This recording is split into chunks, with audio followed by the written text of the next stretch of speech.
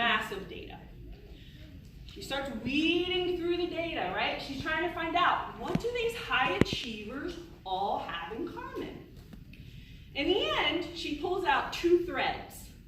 There are two things that all these high achievers she interviewed had in common. Now notice, I didn't say some high achievers. I didn't say most.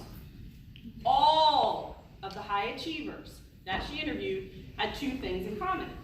Here's what they were. The first one, perseverance. These were people who were unusually resilient and hardworking. They worked way harder than the average Joe, and they were resilient, right? When they failed, they got back up. Failed, got back up. Kicked down, got back up.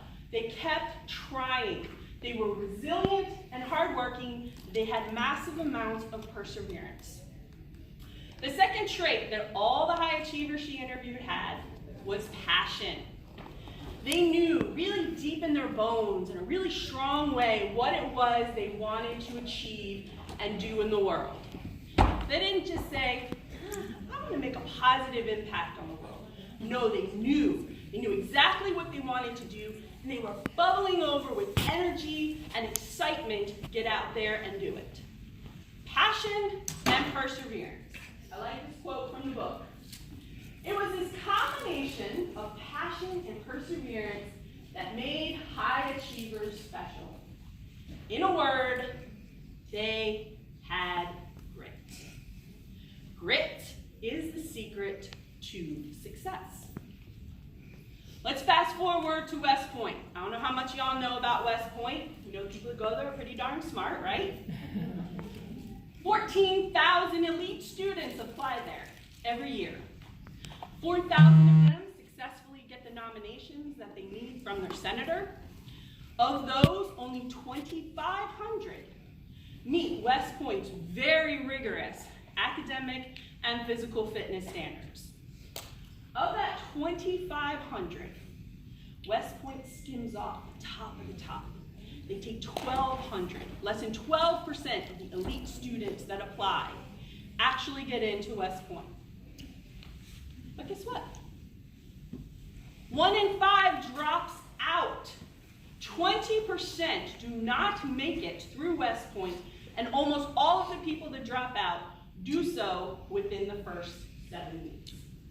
Researchers all over the place at West Point, all kinds of academics, have come to West Point to try to predict success. How do you figure out who those students are that are going to succeed? Who are our future military leaders? Who are they? How do we predict that?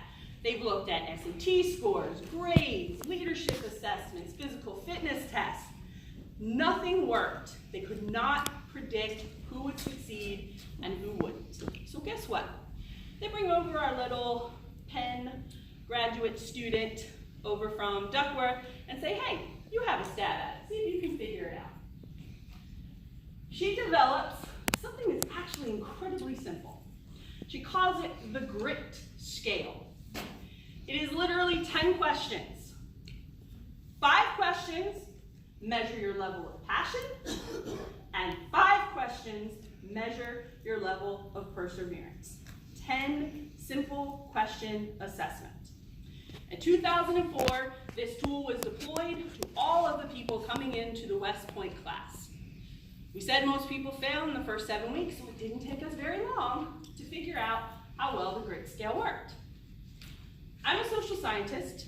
In my field of criminology, we create lots of assessments. We're always trying to predict criminality, criminal behavior. My field's probably been in about a century, and I would say we're pretty good. We're pretty good at predicting criminality. What did the researchers say at the end of the initial release of the grit scale? They described it as astoundingly reliable. I don't have any instruments in my field to predict behavior that I would call astoundingly reliable. Guess what the grit scale did? The grit scale accurately predicted who would succeed and who didn't. So it wasn't just all the